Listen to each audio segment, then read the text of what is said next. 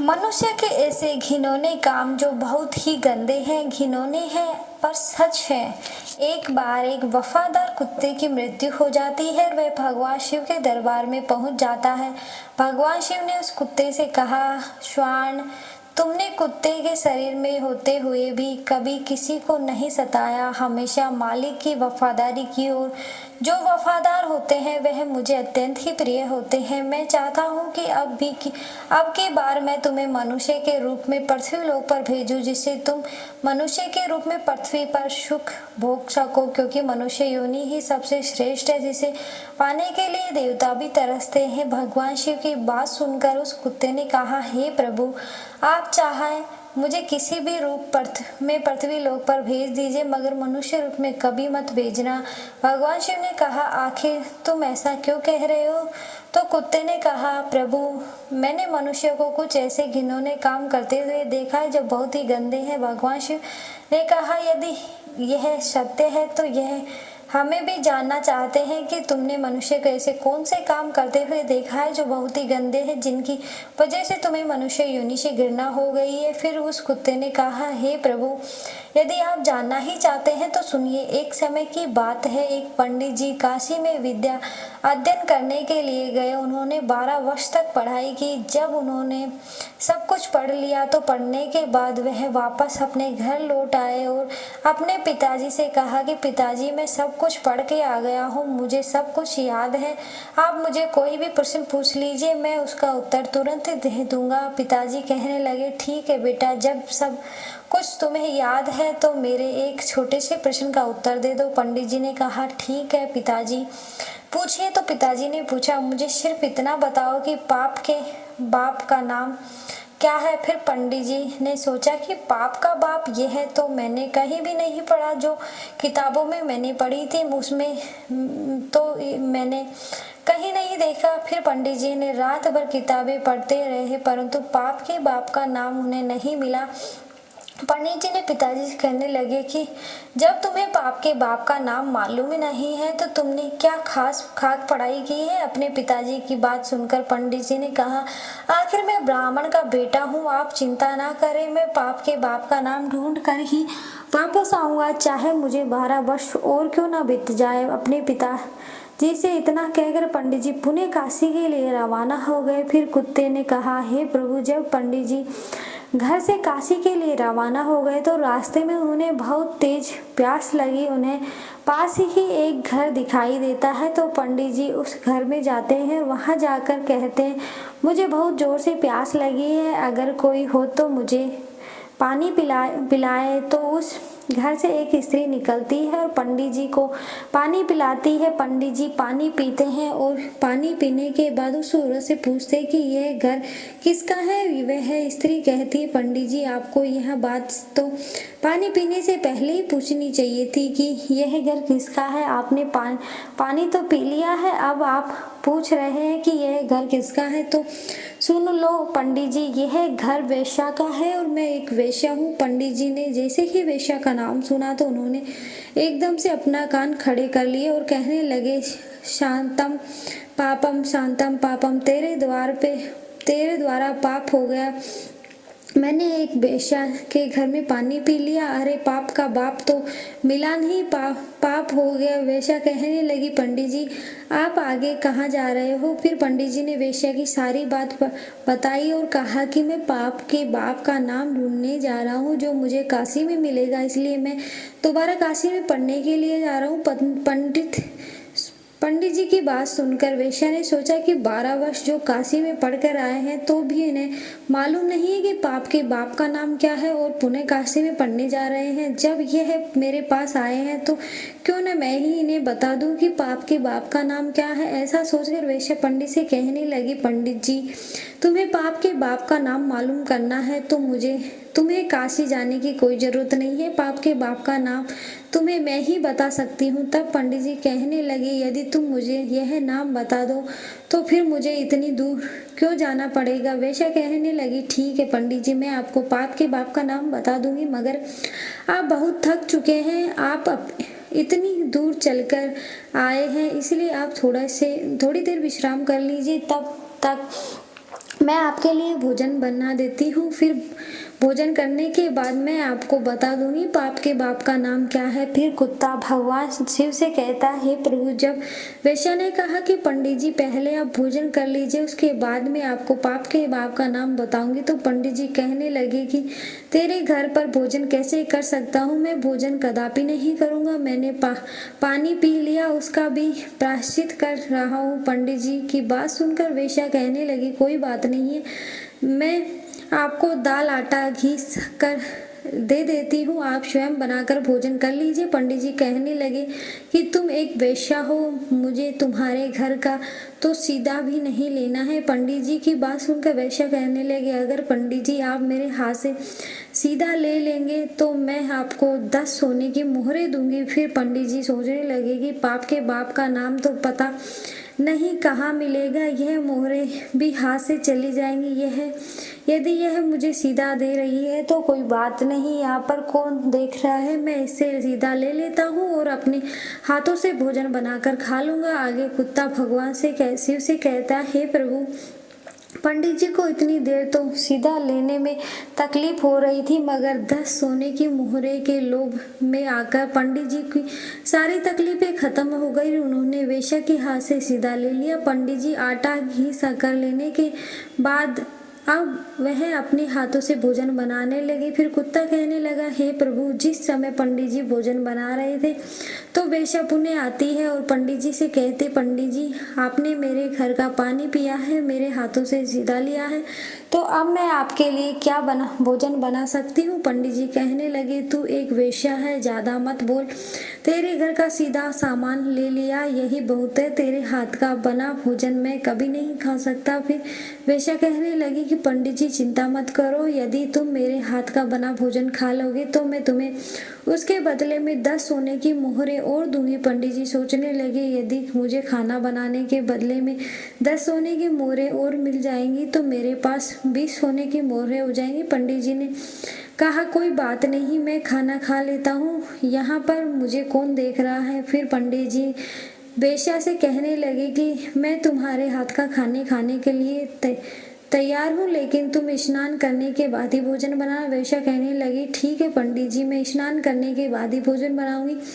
फिर 10 सोने की मोहरें देने के बाद वेश्या ने पंडित जी के लिए भोजन बनाया। फिर पंडित जी ने कहा, बस अब चली जाओ, मैं अपने आप भोजन कर लूँगा। तभी वेश्या कहने लगी, पंडित जी मैंने आपके लिए भोजन बनाया है तो आप भोजन भी मेरे हाथ से ही खा ले।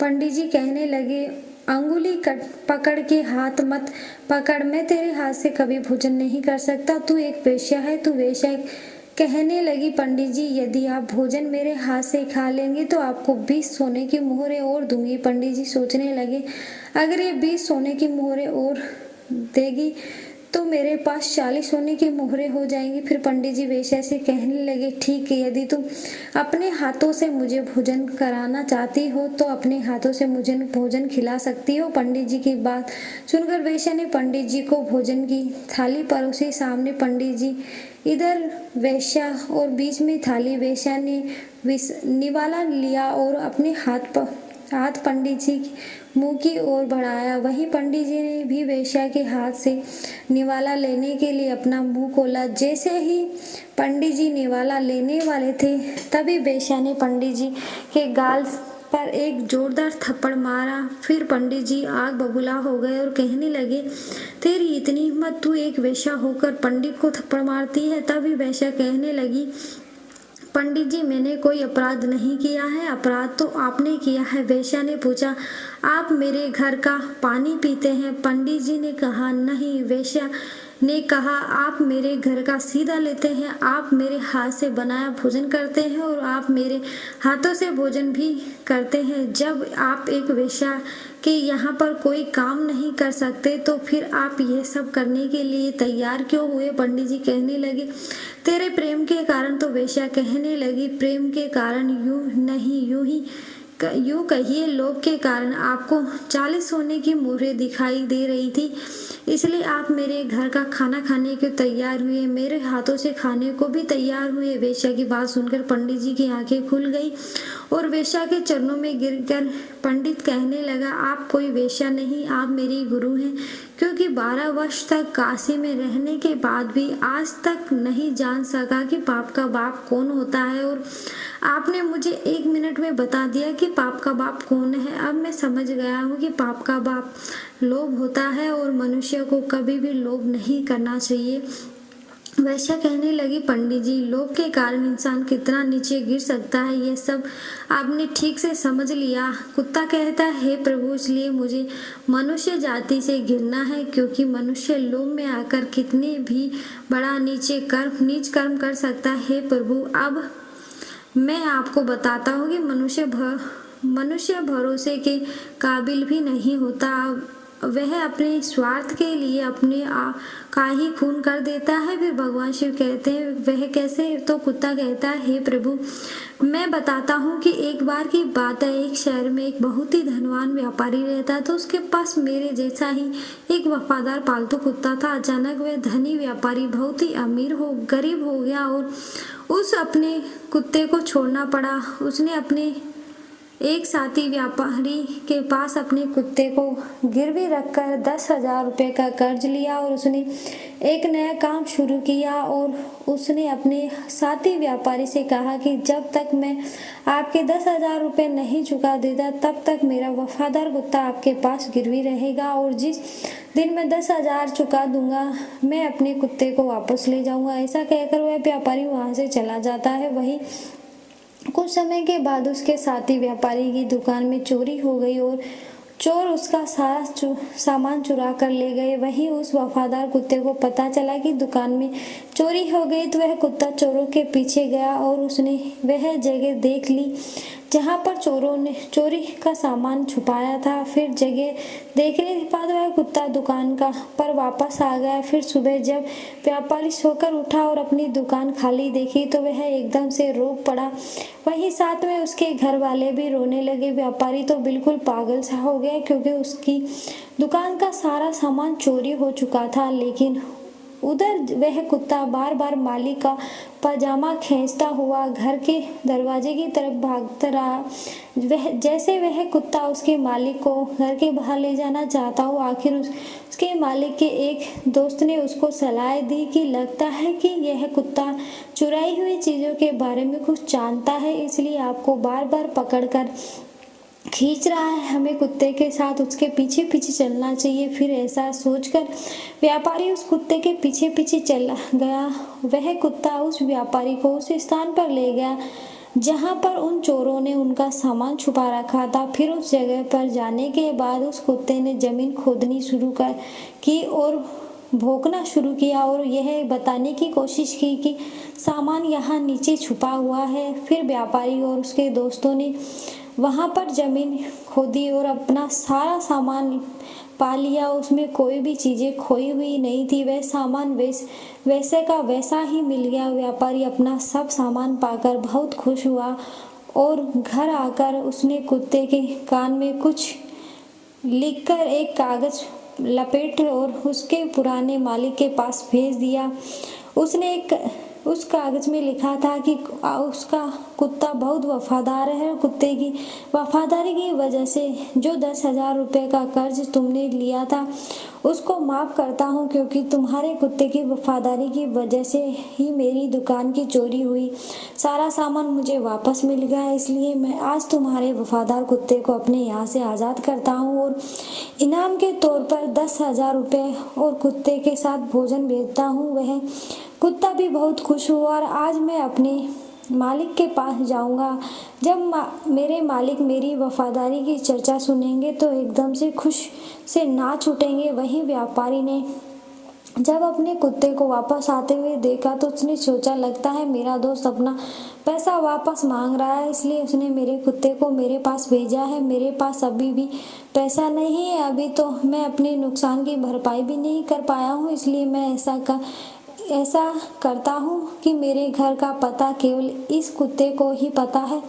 यदि मैं इस कुत्ते को ही मार दूंगा तो फिर वह व्यापारी मेरे घर तक अपना कर्ज लेने के लिए कभी नहीं पहुंच पाएगा। ऐसा सोचकर वह व्यापारी अपने वफादार कुत्ते की तलवार लेकर दौड़ता है और कुत्ते की गर्दन को काट देता है, जिससे वह कुत्ता वहीं पर मर जाता है। कुत्ते के मर जाने के बाद कुत्ते के कान से एक कागज नीचे गिरता है और उस कागज पढ़कर उस व्यापारी को बहुत बड़ा दुख होता है। कुत्ता कहता है, हे प्रभु, मैं इसलिए मनुष्य जाति से घृणा करता हूँ कि मनुष्य अपने स्वार्थ के लिए किसी भी हद तक गिर सकता है। वह अपने स्वार्थ में आकर अपनों का ही खून कर देता है। कुत्ता फिर आगे कहता है, प्रभु, मैंने जो भी घटनाएं और देखी है मैं आपको संक्षेप में आपको बताता हूँ। हे प्रभु, मनुष्य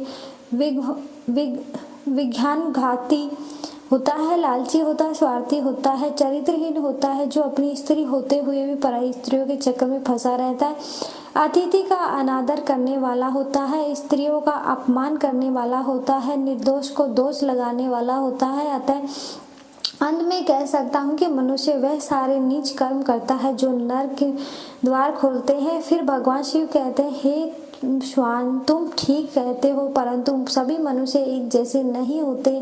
अब मैं तुम्हें एक छोटी सी कहानी सुनाता हूँ। इस समय की बात है, एक बहुत ही बलवान और दानी राजा था जो अपने राज्य के गरीब लोगों को सोना दान करता था। वह राजा सुबह जल्दी उठकर उसके महल के दरवाजे के पास खड़े गरीबों को सोना बांटता था ताकि वह उनकी जरूरतों को पूरा कर सके। भगवान शिव आगे कहते हैं, हे श्वान, एक रात एक किसान राजा के महल के पास आया और दीवार के चिपक कर छुप गया। उस किसान ने सोचा कि वह रात भर महल के दरवाजे के पास रहेगा और फिर सुबह राजा ने सोना पाने के लिए लाइन में सबसे आगे लग जाएगा, क्योंकि किसान ने सोचा कि अगर वह सबसे पहले जाएगा तो राजा उसको सबसे ज़्यादा सोना देंगे और फिर उसकी गरीबी मिट जाएगी। लेकिन जब राजा के महल के एक चौकीदार ने उस किसान को रात्रि को महल के दरवाजे के पास छुपा हुआ देखा तो चौकीदार ने सोचा कि यह कोई चोर है और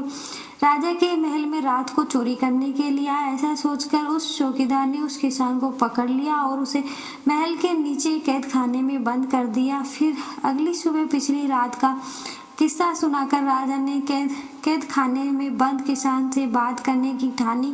फिर राजा ने उस कैद खाने में प्रवेश किया और उस किसान से पूछा कि तुम महल में चोरी क्यों करना चाहते थे, जबकि तुम्हें अपने आप को भोजन और कपड़े दिलवाने के लिए सिर्फ मुझसे सोना मांगना था। क्या तुम्हें पता नहीं है कि मैं तुम्हें यह सोना खुशी से दान करता देता हूँ। राजा की बात सुनकर वह गरीब किसान कहने लगा, राजन, मैं कोई चोर नहीं हूँ, मैं एक किसान हूँ जो बुरे समय से गुजर रहा हूँ और मुझे पैसों की जरूरत है। मैं एक जमाने में एक अच्छा व्यापारी था जो बहुत दान पुण्य करता था, लेकिन फिर अकाल पड़ गया और चोरों ने मेरा मवेशियों को चुरा लिया। किसान आगे कहता है कि हे राजा महाराज, मैं आपके महल में चोरी करने नहीं आया था। मैं रात में तो इसलिए आया था कि किसी तरह सुबह सबसे पहले मैं लाइन में लग जाऊं और जब आप सोना बांटेंगे तो सबसे पहले मुझे मिल जाएगा। महाराज, मैं जो भी कह रहा हूँ वह सब सच कह रहा हूँ। किसान की बात राजा के दिल को छू ली और उसने अपने सिपाही को उस किसान को कैद खाने से छोड़ने का हुक्म दिया। फिर राजा ने उस किसान को 50 सोने की मोहरें दी जिससे वह अपनी जिंदगी बना सके। फिर किसान ने राजा को धन्यवाद दिया और अपना सोना लेकर अपने घर चला गया, लेकिन किसान उन 50 सोनों की मोहरों से भी संतुष्ट नहीं था। हर रात को वह महल के दरवाजे के पास इंतजार करता और हर रात को महल के दरवाजे के पास आकर सुबह होने का इंतजार करता और हर सुबह राजा आता और उसे 20 सोने की मोहरें प्रदान करता था। इस प्रकार 20 सोने की मोहरें वह कई दिनों तक प्राप्त करता रहा। आखिरकार राजा ने किसान से एक दिन पूछ ही लिया कि जब मैंने तुम्हें इतना सारा सोना दिया है, तुम रोजाना मेरे महल पे क्यों आते हो? क्योंकि मैं जानता हूँ कि मैं तुम्हें इतना सोना दे चुका हूँ कि अब तुम गरीब या भूखे नहीं हो। फिर किसान कहता है कि महाराज, मैं आपके जैसा बनना चाहता हूँ। राजा कहने लगे, तुम मेरे जैसे बन जाओगे तो मैं क्या तुम इस राज्य के गरीबों की मदद करोगे? किसान ने कहा, हे राजन, यदि मैं आप जैसा बन जाऊंगा तो मैं इस राज्य की गरीबी को मिटा दूंगा। इस किसान की बातों से प्रभावित होकर राजा ने अपना आधा राज्य उस किसान को दे दिया और उसे आधा धन भी दे दिया। फिर राजा ने कहा, लेकिन तुम्हें वादा करना होगा कि तुम हमेशा उन लोगों की मदद करोगे जिन्हें तुम्हारी मदद की जरूरत होगी। फिर किसान ने राजा की बात मान ली और राजा से अपना आधा राज्य और आधा धन उस किसान को दे दिया। भगवान शिव कहते हैं, हे श्वान, इस प्रकार कई साल गुजर गए और वह किसान बहुत धनवान हो गया। उसने राजा के द्वारा धन प्राप्त करने के बहुत सारे धन एकत्रित कर लिया और फिर उस राजा से भी ज्यादा से राज्य से गरीबों से वह धन को बांटने लगा। फिर राजा किसान के बारे में यह सुनकर बहुत खुश हुआ कि वह गरीबों की मदद करता है।